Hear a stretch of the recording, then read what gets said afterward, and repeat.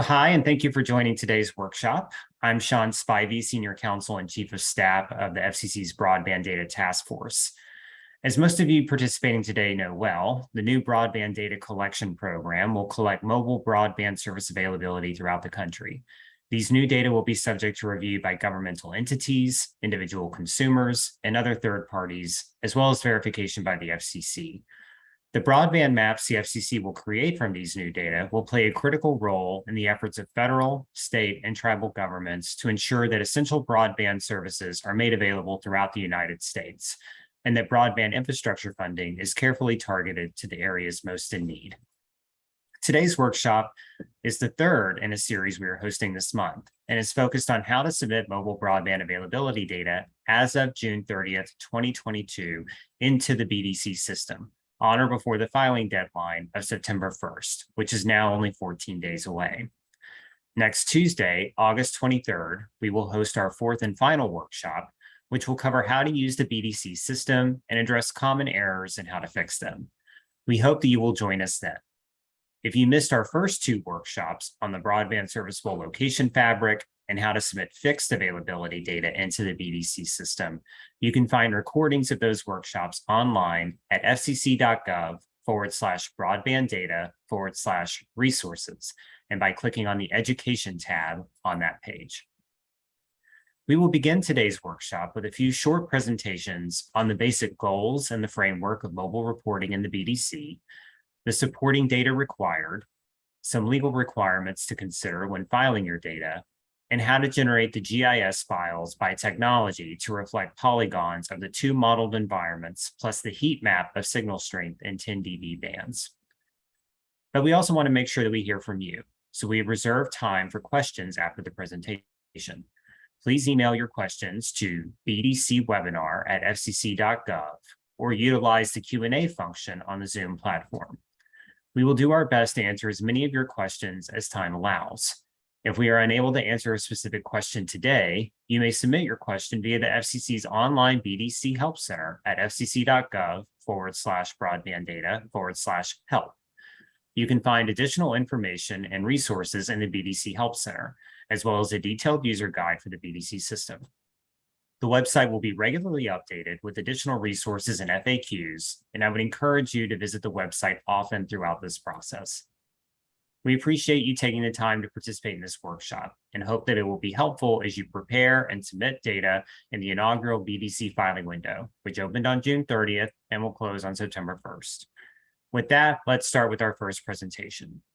I'm going to turn it over to Garnet Hanley, Division Chief of the Competition and Infrastructure Policy Division in the Wireless Telecommunications Bureau.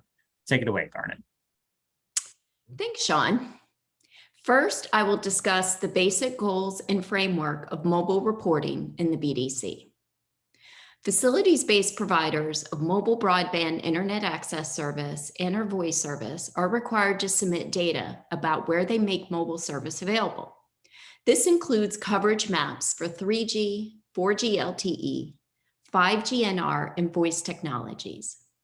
You are not required to submit maps for a particular technology if you do not have a network in service using that technology as of the reporting period. So, in the case of this first filing window as of June 30th, 2022, mobile service providers are required to submit separate coverage maps by technology based on the following propagation model parameters. For 3G coverage, a minimum 90% cell edge probability of a download speed of at least 200 kilobits and an upload speed of at least 50 kilobits, with a minimum 50% cell loading factor. For 4G LTE coverage, a minimum 90% cell edge probability of a download speed of at least 5 megabits and an upload speed of at least 1 megabit with a minimum 50% cell loading factor. For 5G NR coverage, two sets of parameters should be modeled.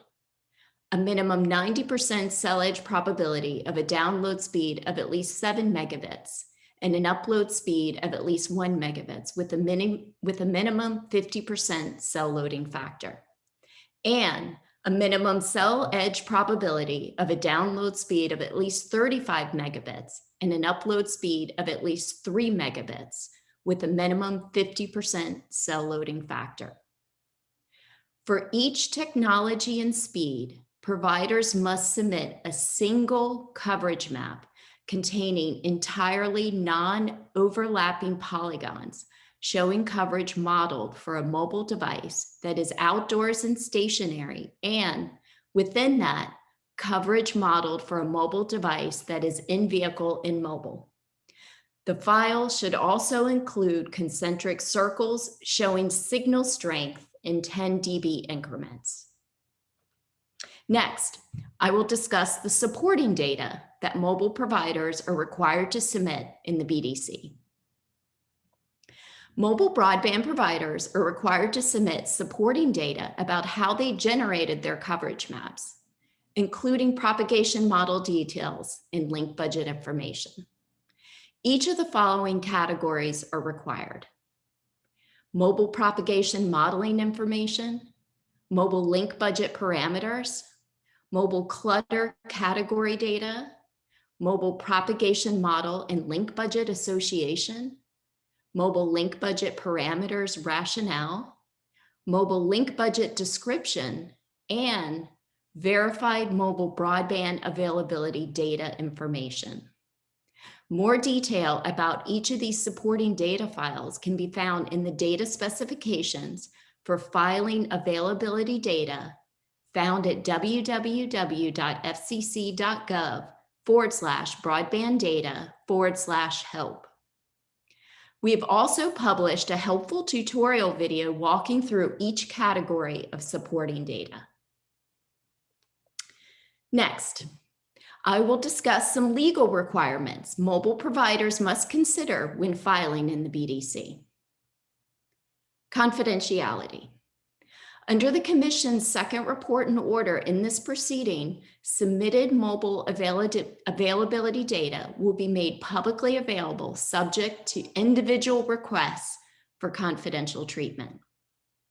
In the event a mobile provider wants to request that certain parts of its mobile availability data should be maintained as confidential, it must, first, check appropriate boxes in the BDC system. 2, file a formal request for confidentiality pursuant to 47 CFR section 0.459 of the Commission's rules in the FCC's electronic comment filing system in WC docket number 19195. And third, upload into the BDC system a courtesy copy of the formal confidentiality request. The FCC staff will not publicly release the data until they have adjudicated the confidentiality request. Engineering certification. Each BDC filing must include a certification by a corporate officer of the provider. In addition, each BDC filing must include a certification of the accuracy of the submission by a qualified engineer.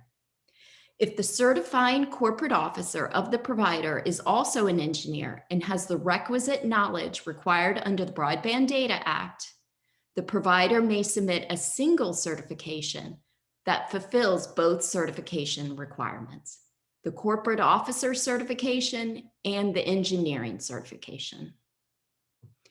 A qualified engineer certifying a BDC filing must be one of the following: a certified professional engineer, a corporate engineering officer with at least a Bachelor of Science in Engineering degree who has direct knowledge of and responsibility for the carrier's network design and construction, or as a result of the limited waiver and only for the first 3 reporting cycles, and quote unquote otherwise qualified engineer is defined to mean an engineer with either a bachelor's or postgraduate degree in electrical engineering, electronic technology, or another similar technical discipline, and at least 7 years of relevant experience in broadband network design and or performance, or specialized training relevant to broadband network engineering and design, deployment, and/or performance,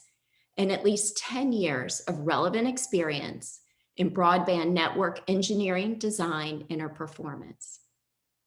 If you wish to have your BDC filing certified by an otherwise qualified engineer, you must include additional certifying language in the explanations and comments box of your submission in the BDC system.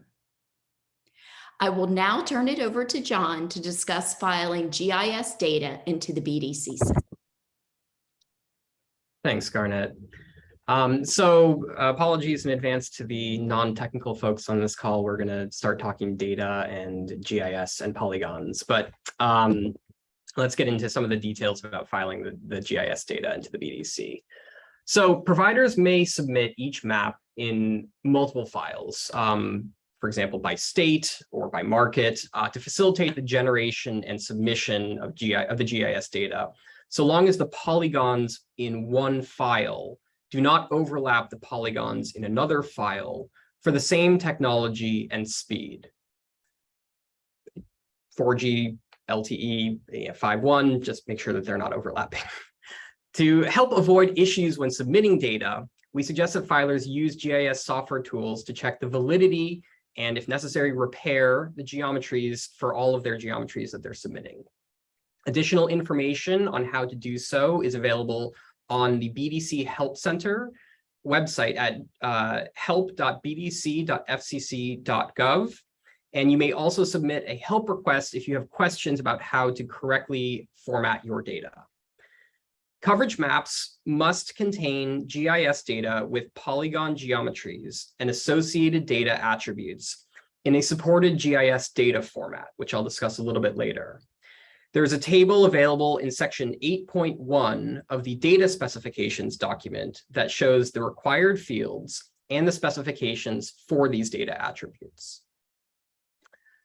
So in terms of the actual data that is contained within there, for each technology, 2 different modeled environments must be depicted with your geometries. I think Garnet started to mention some of this earlier, but first you have one environment where you're assuming the receiver, or that is the consumer handset, is in an outdoors and stationary environment. And second, coverage modeled assuming the receiver is in-vehicle and mobile. Coverage modeled for an in-vehicle mobile environment should be entirely contained within the coverage modeled for an outdoor stationary environment, because there's additional signal loss.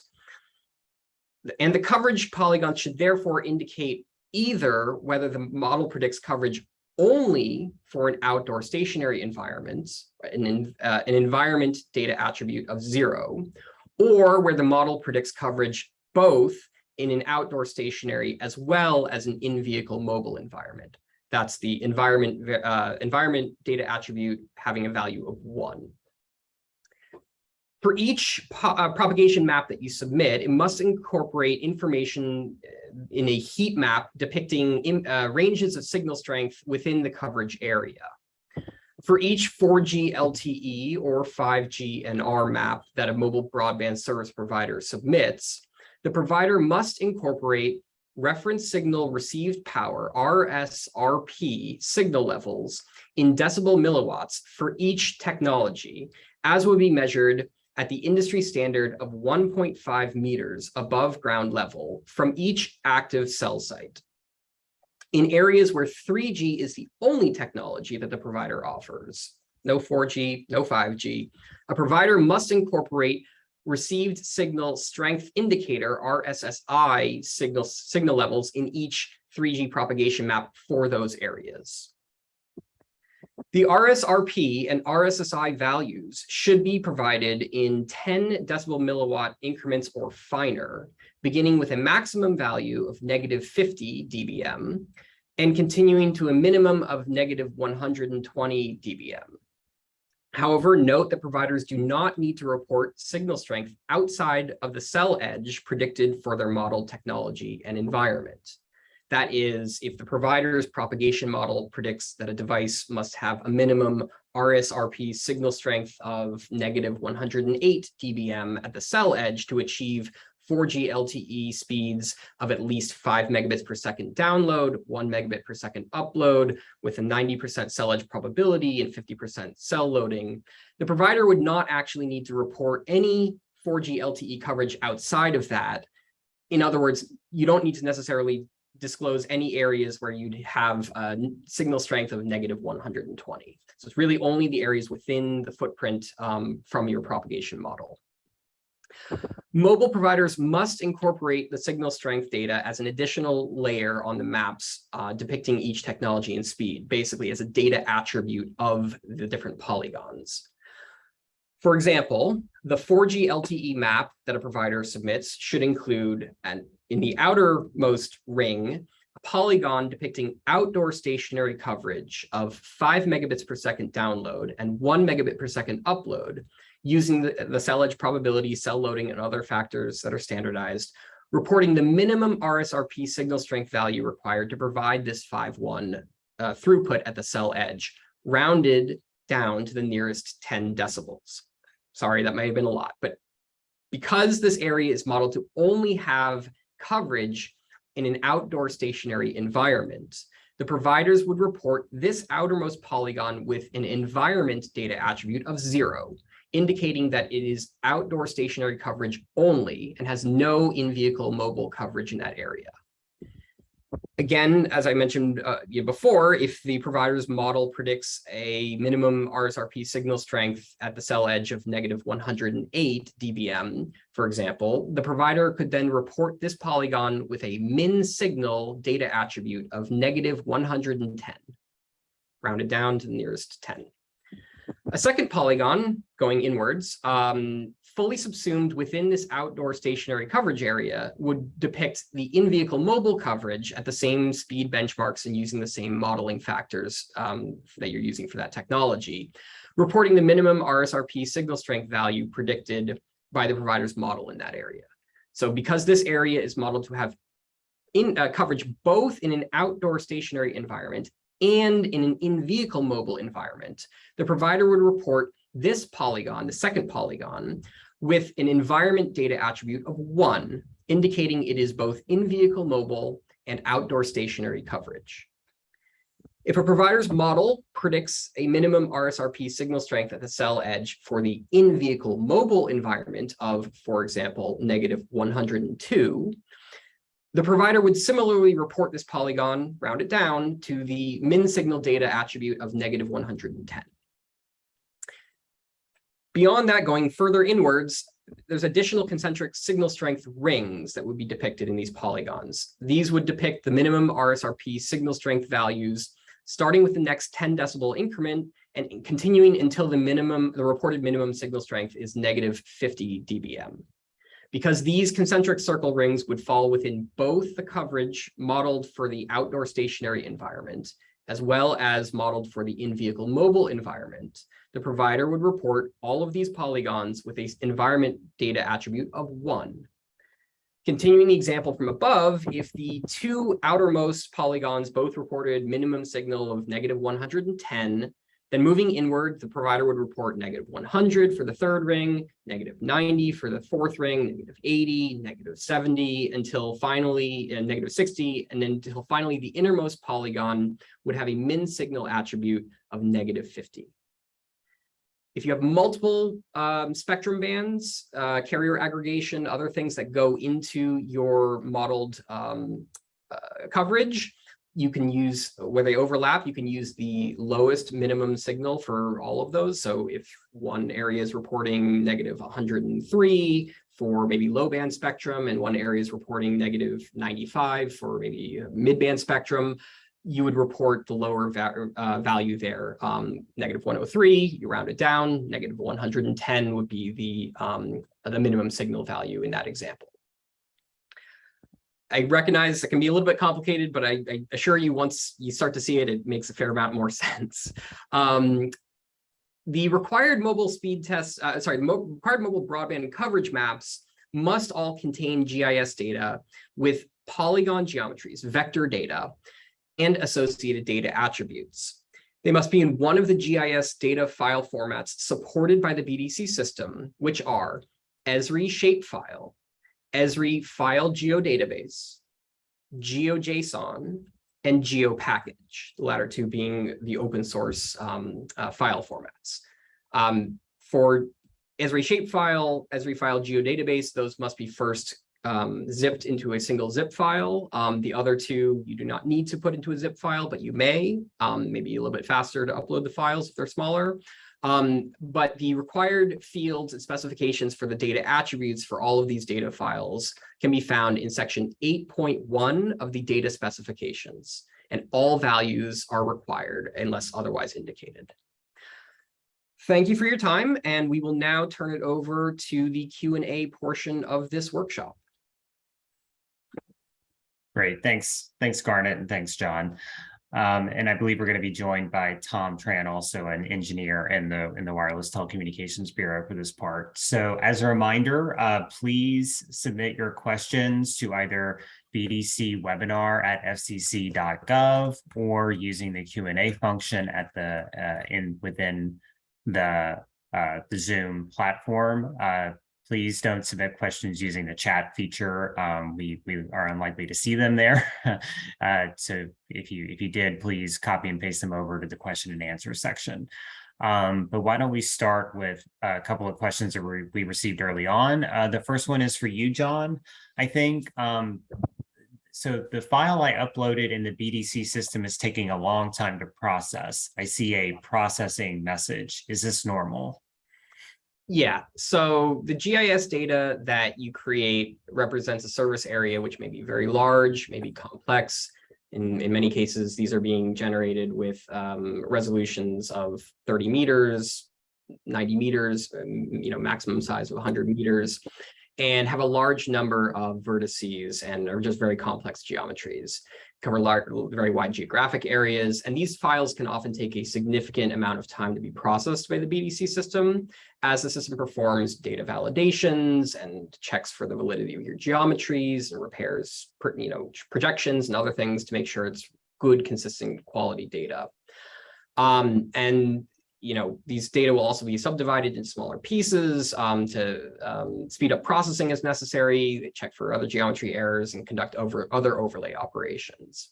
So it's pretty normal for a file containing large geographic footprints to take multiple hours to process, maybe overnight. The BDC system is analyzing the data throughout this time frame and will alert you and stop processing if any hard stop errors are found in a particular file.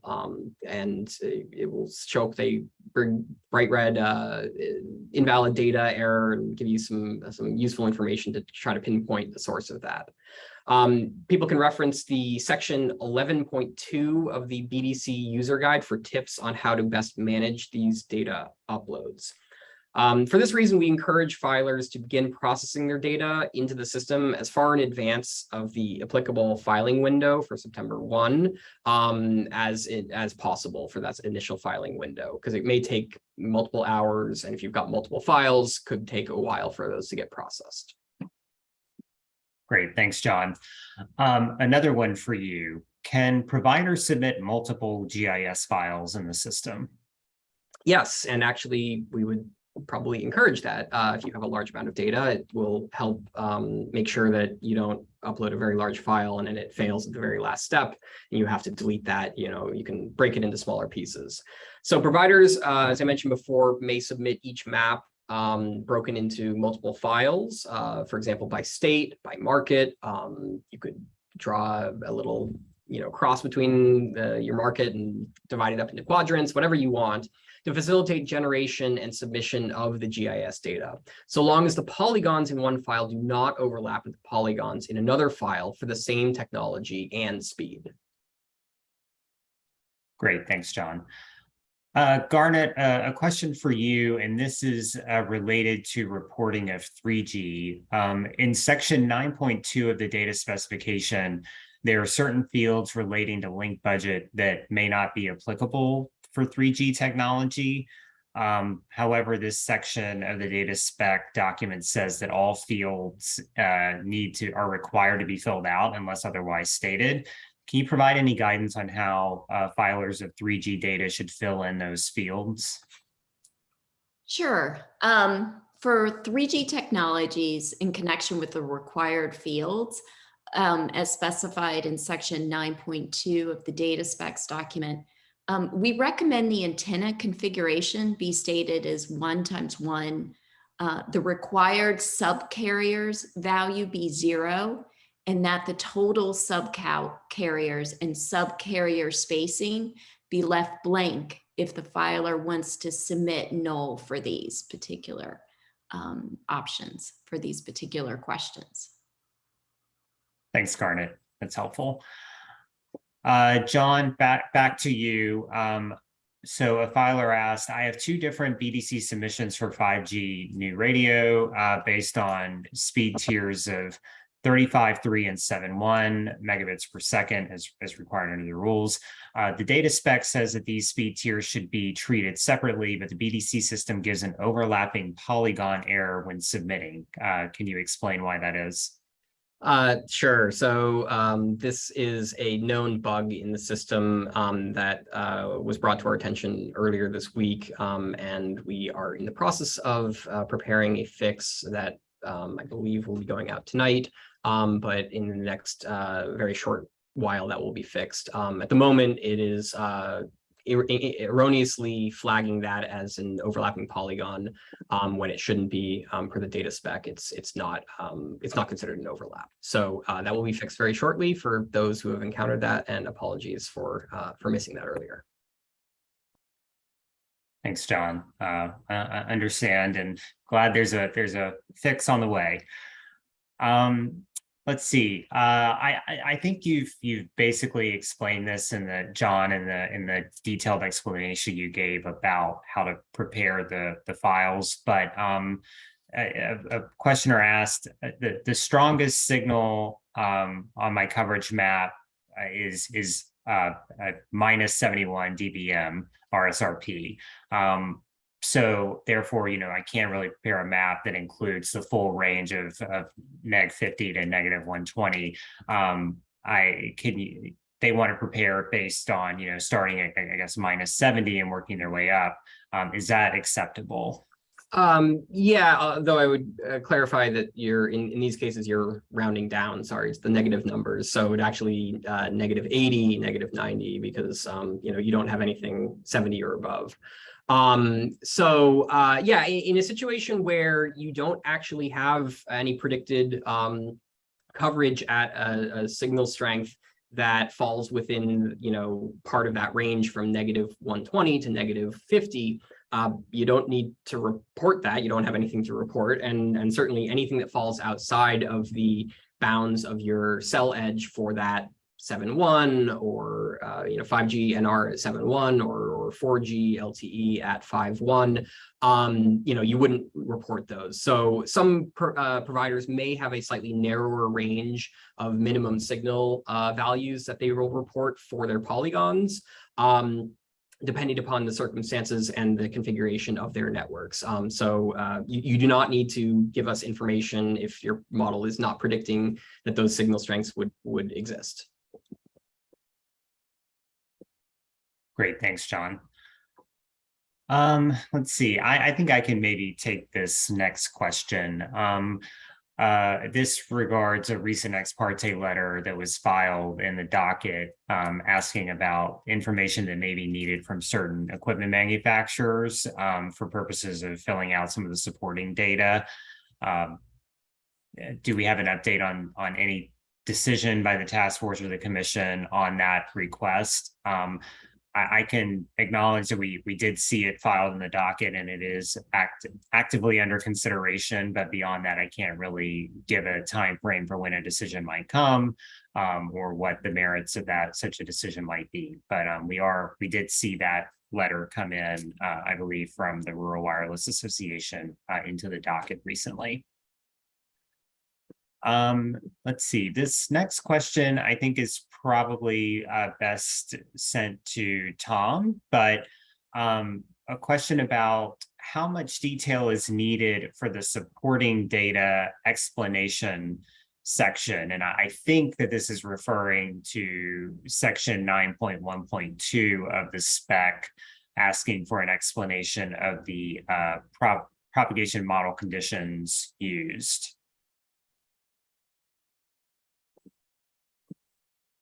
This section, we would need, as much detail as you can provide for your explanation so that we can make an assessment.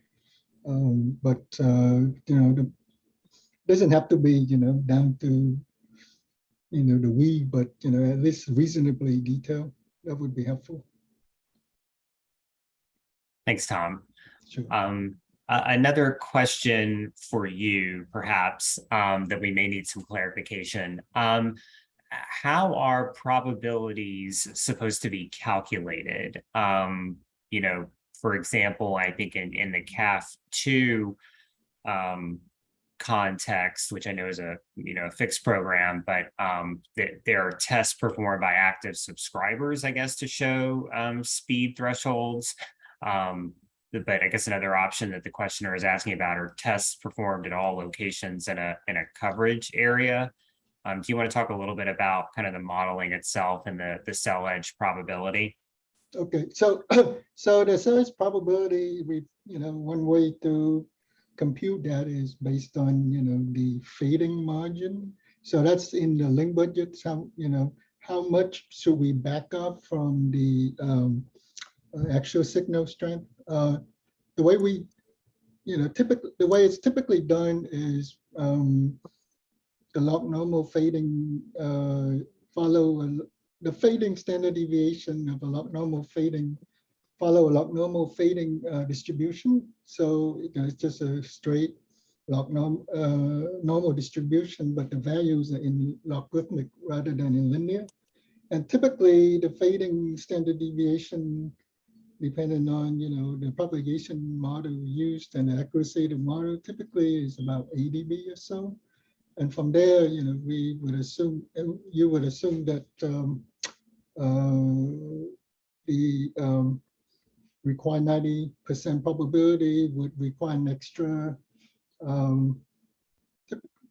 depending on the standard deviation, about 9 or 10 dB fade margin. And that's how one would compute, make sure that the link budget meets the specification of the probability of service at the cell edge. That's typically how it's done. Obviously, you have to do it under your normal course of business in the normal course of network planning and design, so that what you enter into the link budget is your normal course of business operations. But that's how one would compute the, one would account for the probability of service at the cell edge. Thanks, Tom. Sure. John, a question for you. Is there a free GIS resource to create the maps or the polygons that are required?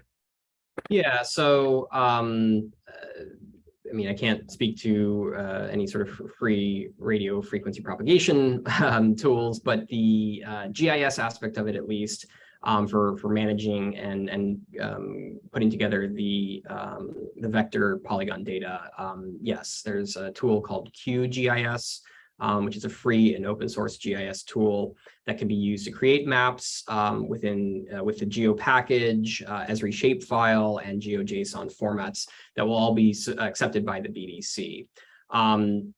There is a help document which has links to resources on QGIS. I'm not going to read the full sort of complicated URL for it, but on the Help Center, there is a page dedicated to how to use the various different GIS tools that you should go to and take a look if you would like to learn more about that.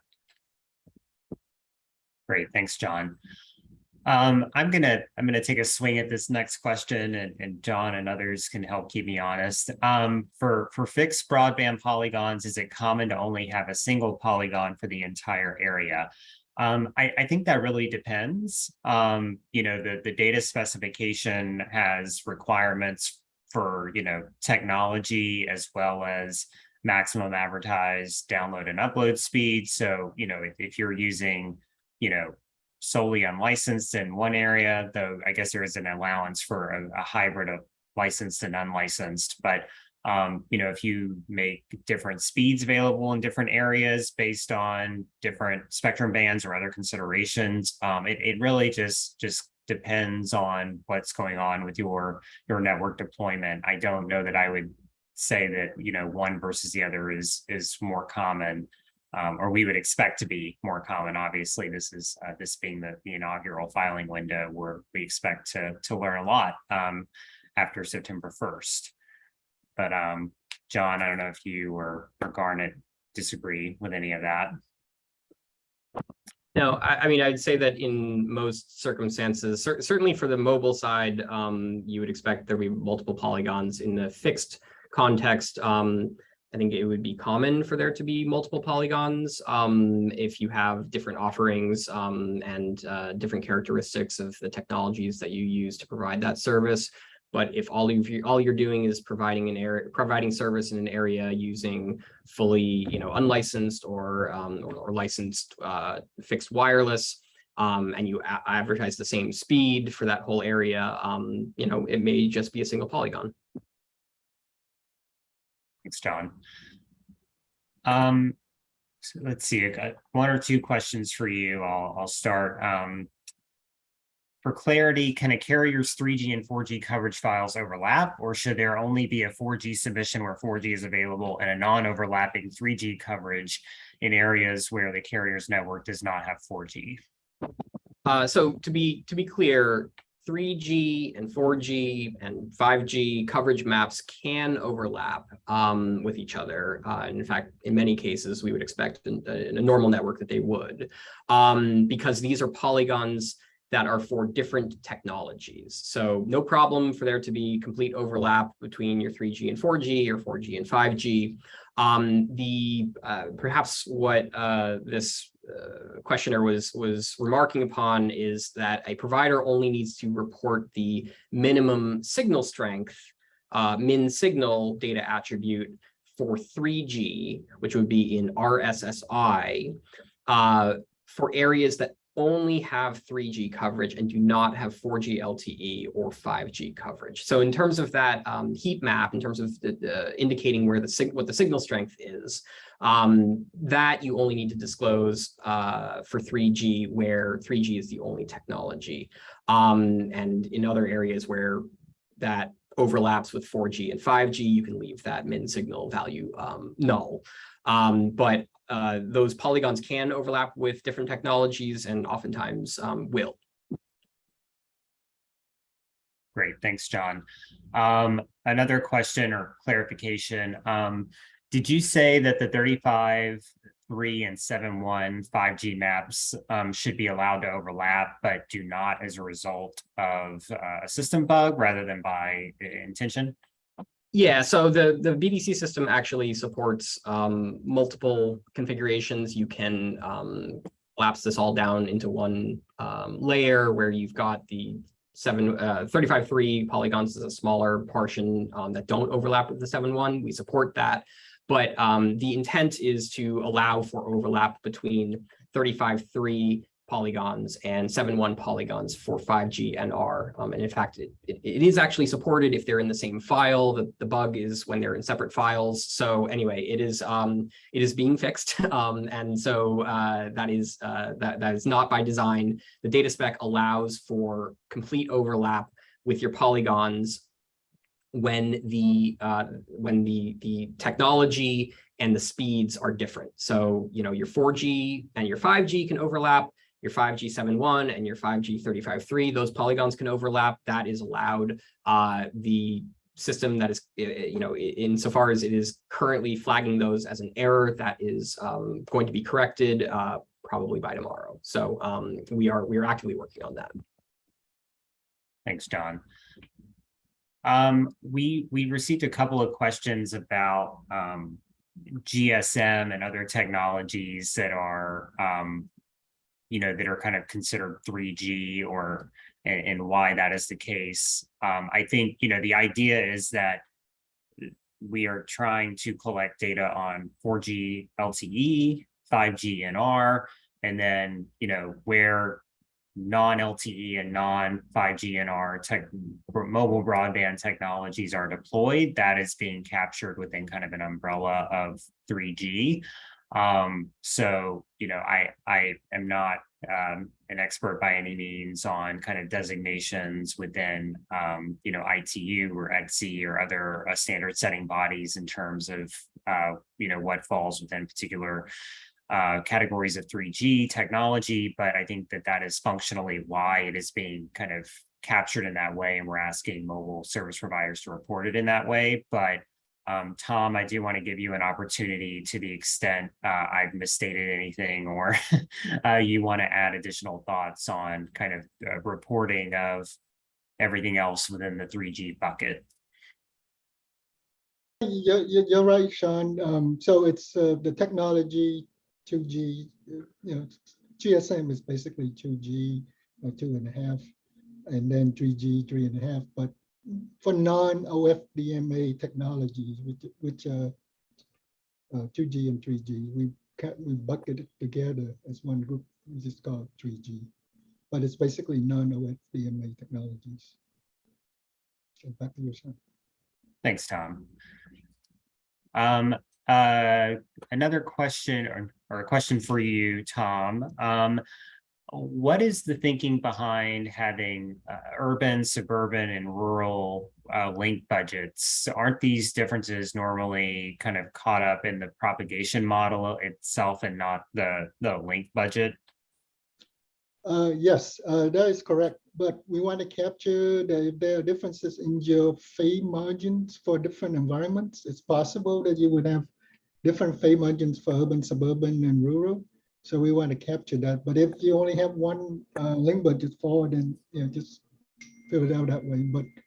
But you're right. The morphology, if you will, is more in the propagation side. But there is also a component in terms of the phase margin that's applicable to the link budgets side. So that's why it's captured there. But you only have one, and you assume the same phase margin for urban, suburban, and rural.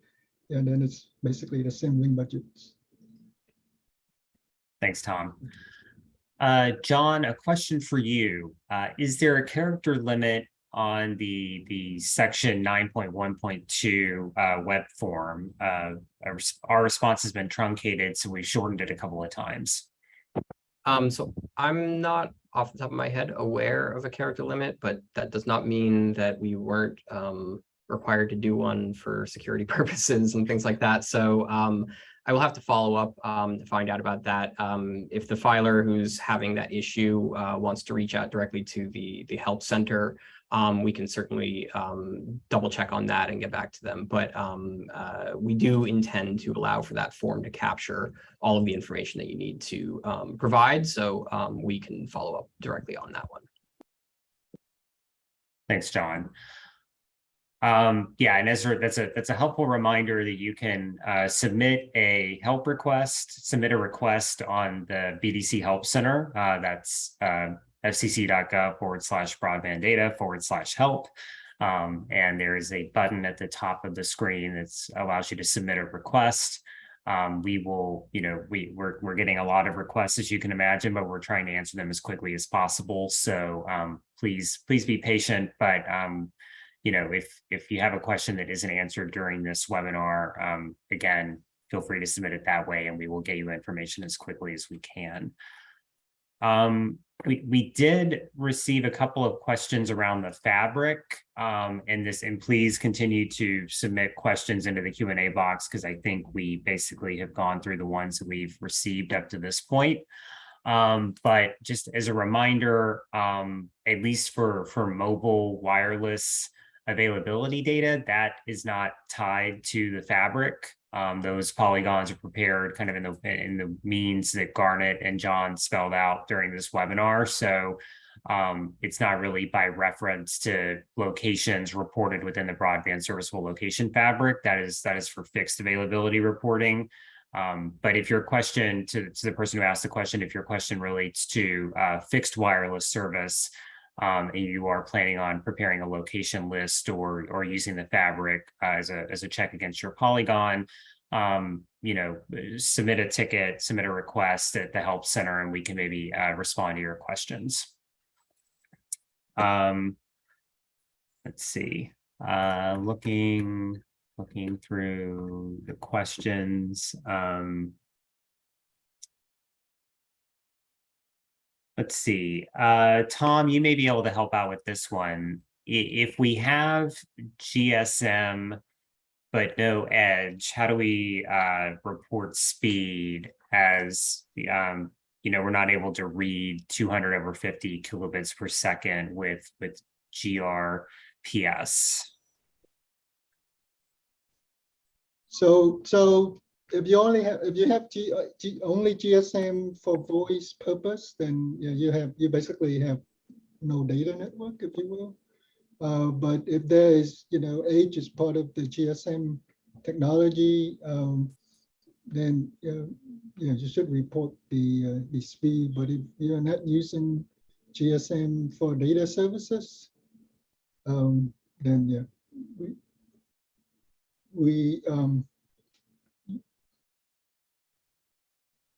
you don't need to report it.